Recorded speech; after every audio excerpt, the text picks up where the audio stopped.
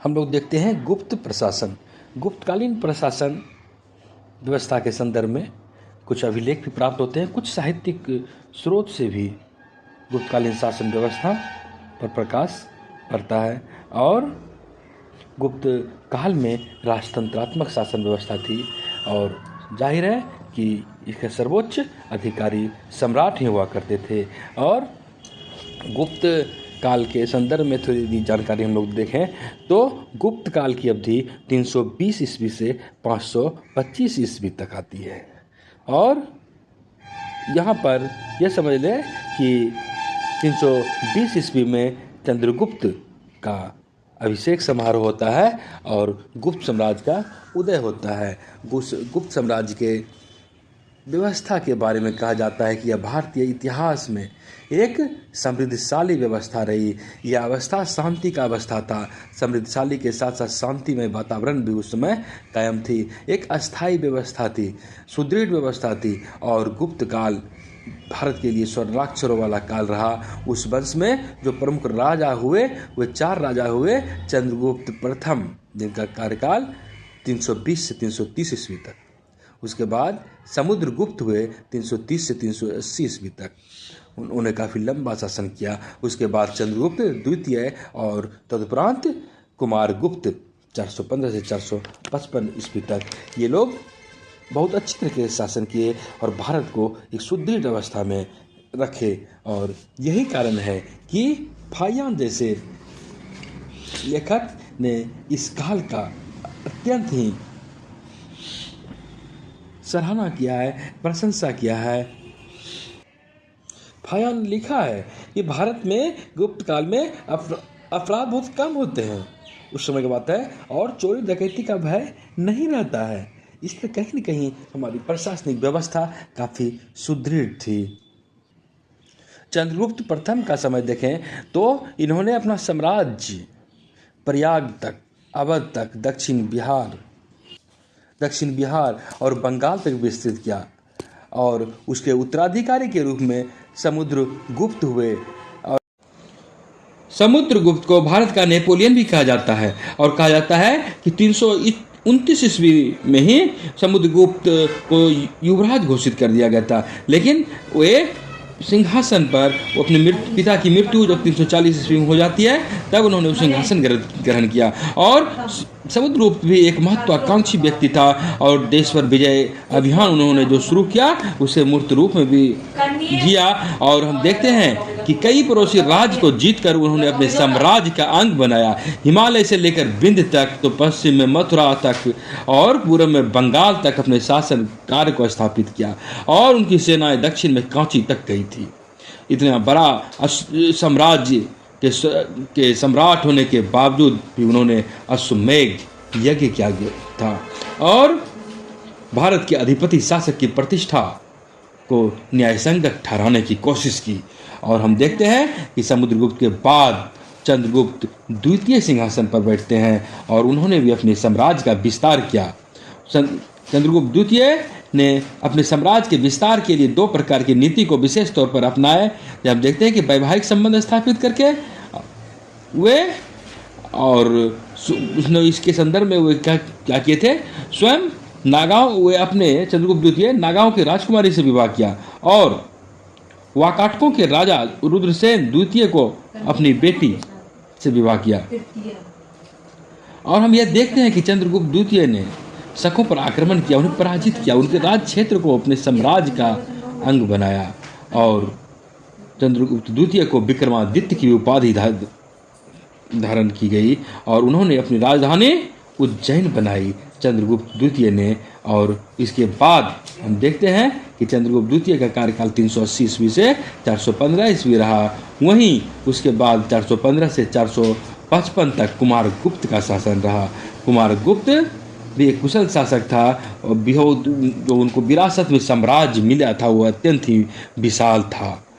हालांकि वह इसके योग्य साबित नहीं हो सका। इसके बावजूद वे 40 वर्ष तक शासन किए और अंतिम काल में हून द्वारा जब आक्रमण हुए तो उसका वे डट कर मुकाबला नहीं कर सके। कहीं न कहीं उनके बाद हम देखते हैं कि उनके जो उत्तराधिकारी बाद में हुए और वे शासक कमज़ोर होते चले गए और हम देखते हैं कि भारत का यह स्वर्णिम इतिहास गुप्त साम्राज्य का पतन 525 ईस्वी में हो जाता है। और वैसे देखा जाए तो गुप्त काल शांति समृद्धि का युग था और यहाँ यही कारण रहा कि हम देखते हैं कि फाहियान ने लिखा कि भारत में अपराध कम होते हैं। गुप्त साम्राज्य को एक अच्छा शासन व्यवस्था माना गया, कुशल प्रशासनिक व्यवस्था माना जाता था और यह देखते हैं कि उसमें कहा जाता था कि हम कहीं भी चोरी डकैती का लोगों को भय नहीं था। फाहियान यह भी लिखते हैं कि शासन संबंध सुव्यवस्थित था, उदार सौम्य था। भारतीय दंड व्यवस्था के कानून भी सरल और उदार थे। अपराधों की गुरुता के आधार पर उनको दंडित किया जाता था, प्राण दंड नहीं दिया जाता था। गुप्त काल वास्तव में शांति समृद्धि की विशेषता के साथ रही। और हम यह भी देखते हैं कि शहरीपन जो आज अर्बनिटी देखते हैं, ऐसी भी बातें वहाँ पर थी। और बौद्धिक श्रेष्ठ साहित्य, कलात्मक प्रतिष्ठा आदि के कारण यह काल अति प्रतिष्ठित रहा और एक सुनहरा युग, श्रेष्ठतम युग भारत के संदर्भ में इसे कहा जाता है। गुप्त काल को भारतीय संस्कृति ने अपनी समृद्धि पाई गुप्त काल में। इस काल में हम देखते हैं कि राजा के देवत्व की कल्पना की गई, लोकधामना दिवस की बात हुई और राजा को देवतुल्य पृथ्वी पर ईश्वर के प्रतिनिधि के रूप में माना गया और परोपकारी लोकोपकारी शासक के रूप में राजा ने भी अपनी जिम्मेवारी को समझा। और हम यह देखते हैं कि वहाँ उनके प्रशासनिक सुविधा के लिए, प्रशासनिक सहायता के लिए एक मंत्री परिषद होती थी। उस मंत्री परिषद के सदस्यों को अमात्य, सचिव या मंत्री कहा जाता था। मंत्रियों की नियुक्ति राजा करते थे और मंत्रियों से वे परामर्श करते थे। राजा को देवत्व का गुण उपाधि दी गई, समझा गया, लेकिन इसके बावजूद राजा के लिए वृद्धों की सेवा करना, योग शिक्षा पाना यह भी अति आवश्यक था। व्यवहारिक तौर पर उसे कुशल भी बनाना आवश्यक था और ऐसा होता था। कुशल प्रशासनिक संदर्भ में हम देखते हैं कि गुप्त काल में कुमार मात्य नामक अधिकारी होते थे। कुमार मात्य वो एक महत्वपूर्ण अधिकारी होते थे। आज की नौकरशाही के रूप में अगर कहें तो आज जो IAS को जो अधिकार, जो दायित्व है, इस तरह के इससे तुलना हम कर सकते हैं कि इस तरह के अधिकार दायित्व से वे लैस थे। उन्हें कुमार मात्य की उपाधि दी गई थी, उस नाम से वे जाने जाते थे। और जो अन्य केंद्रीय कर्मचारी में जो होते थे वे सर्वाध्यक्ष, महाप्रतिहार, महासेनापति, रणभंडागारिक, दंडपासिक, विनयस्थी, स्थापक, अग्रहारिक, गौलमिक, शाल्किक, ध्रुवनिक, ये सब भी यहाँ पर कर्मचारी के रूप में काम करते थे। दंडपासिक जो थे ये पुलिस विभाग से संबंधित थे। शांति एवं सुरक्षा स्थापित करना इनका दायित्व था और यही कारण है कि डॉक्टर अल्टेकर ने दंडपासिक की तुलना वर्तमान के आधुनिक के पुलिस अधीक्षक से की है कि इस रूप में वे सक्षम थे। प्रशासनिक संदर्भ में देखें तो किस प्रकार की ढांचागत व्यवस्था थी, तो सबसे छोटी इकाई के रूप में गांव था। गांव में ग्राम का कहलाता था और ये ग्राम छोटी प्रशासन की सबसे न्यूनतम इकाई ग्राम थी। वो ग्राम उसके बाद चूँकि नगर अनेक ग्रामों में विभक्त था और गांव में ग्राम सभा होती थी। ग्राम सभा का प्रमुख ग्राम जो अधिकारी थे वो ग्रामिक कहलाता था और ग्राम सभा का कार्य था कि कोई मुकदमे का निर्णय लेना, कोई भूमि संबंधी विवाद है तो उसका निर्धारण करना, सार्वजनिक हित संबंधी कार्य करना, लोक कल्याणकारी कार्य करना, कृषि और सिंचाई की उचित व्यवस्था करना, ये सब कार्य ग्राम सभा के थे। वहीं हम यह भी देखते हैं कि अपने गुप्त साम्राज्य के रूप में प्रांत में विभक्त कर दिया गया था प्रशासनिक दृष्टि से और यह प्रांत भी अनेक विषयों में विभक्त था, अनेक विषय में। और विषय आधुनिक जनपद के समान माना जाता है कि जिले के समान विषय था और विषय का सर्वोच्च अधिकारी विषयपति कहलाता था और यह विषय के अंतर्गत भी अनेक नगर होते थे। नगर के अधिकारी नगरपति कहलाते थे और नगर की व्यवस्था के लिए एक परिषद होती थी। एक तरह से कहें तो आज की नगर पालिका के स्वरूप के समान नगर परिषद की व्यवस्था थी।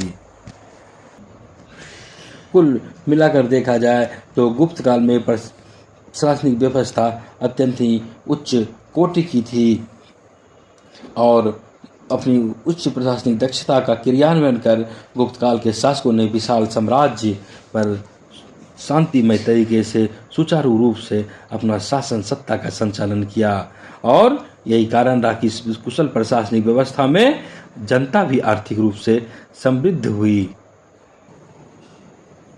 गुप्त काल में कहीं न कहीं सामंत प्रथाएं, सामंतवादी व्यवस्थाएं आरंभ हो गई थी और हम देखते हैं कि बाद में जब हर्ष का शासन आता है तो वहाँ पर फिर सामंतवादी व्यवस्था स्थापित हो जाती है। शिलालेख ऐसी बातें शिलालेख द्वारा स्थापित होती है कि वहाँ पर विकेंद्रीकरण की प्रक्रिया को अपनाया गया था और पुरोहित जागीरदार को शक्ति एवं प्रतिष्ठा दी गई थी और यहाँ पर जो भी बातें हो सैनिक सेवा के लिए भी जागीर दिए जाते थे और एक तरह से हम कह सकते हैं कि कहीं न कहीं पूरा प्रशासनिक ढांचा मूलतः भूमि पद्धति पर ही आधारित थी। इस विकेंद्रीकरण का लाभ यह था कि ज़्यादातर काम ग्राम स्तर पर ही हो जाते थे, छोटे स्तर पर हो जाते थे और कहीं न कहीं गांव ने बहुत अधिक हम कहें तो सत्ता हासिल कर ली थी और इसके लिए केंद्र को ज़्यादा कुछ नहीं करना पड़ता था और यही कारण रहा कि कहा जाता है कि मौर्य काल की अपेक्षा गुप्त प्रशासन में कम नौकरशाही की आवश्यकता महसूस हुई क्योंकि गाँव में सत्ता थी, गाँव अपनी आवश्यकता की पूर्ति स्वयं करते थे और इसी कारण ज़्यादा प्रशासनिक कर्मचारी रखने की आवश्यकता महसूस नहीं की गई। और एक बात थी कि जितने भी कारीगर थे, व्यापारी थे, तो वे लोग ग्रामीण या शहरी प्रशासन जहाँ भी रहते थे वहाँ उसमें वे हाथ बटाते थे।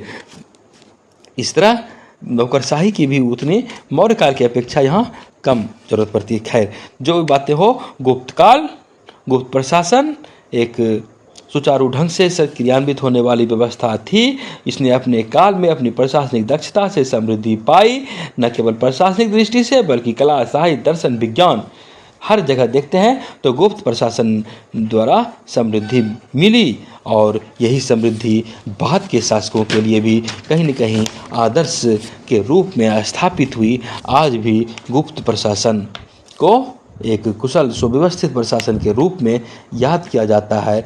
न केवल फाहियान ने जो लिखा है वह बातें उस समय के लिए भले ही क्रियान्वित हो रही हो, लेकिन आज भी वैसी व्यवस्था एक आदर्श के रूप में हम लोगों के सामने है।